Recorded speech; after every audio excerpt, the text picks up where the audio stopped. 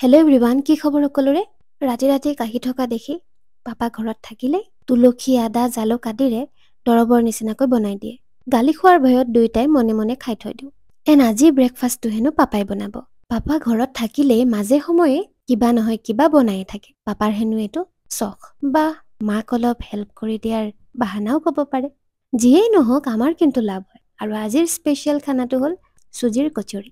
খাই কিন্তু খুবেই টেষ্টি লাগিল। যোৱাকালি যে কৃষ্ণৰ ড্ৰয়িংটোত অকল মুখখনতহে কালাৰ কৰিছিলোঁ, তাতে আকৌ কালি ইণ্ডিয়া আৰু নিউজিলেণ্ডৰ ফাইনেল মেটচ আছিল। বাকীকণ অকাই নহ'ল। আজি সেয়ে লাগিলোঁ হাত দুখনত কালাৰ কৰিবলৈ। এখন হাতত ৰেড আৰু হোৱাইট মিক্স কৰি বাটছৰ সহায়ত মিলাই দিলোঁ, আৰু আনফালে নীলা অলপ মাৰি তাতো অলপ হোৱাইট এণ্ড ৰেড মিক্স কৰি ধুনীয়াকৈ মিলাই দিলোঁ। তাৰ পিছত গাত লৈ থকা নীলা কাপোৰযোৰত ডাঠ নীলাৰে ধুনীয়াকৈ মিলাই দিলোঁ। তাৰ পিছৰ কামটো আছিল চুলিবোৰত ব্লেক কালাৰ মৰাটো। আৰু আজি এই চুলিবোৰত কালাৰ কৰোঁতে কৰোঁতে সময়কণ পাৰ হৈ গ'ল। ভাবিছিলোঁ আজি গোটেইকণ কমপ্লিট কৰি দিম বুলি, বাট উপায় নাই, আকৌ কালিহে বাকীকণ কমপ্লিট কৰিব লাগিব। আজিলৈ আহিছোঁ দেই।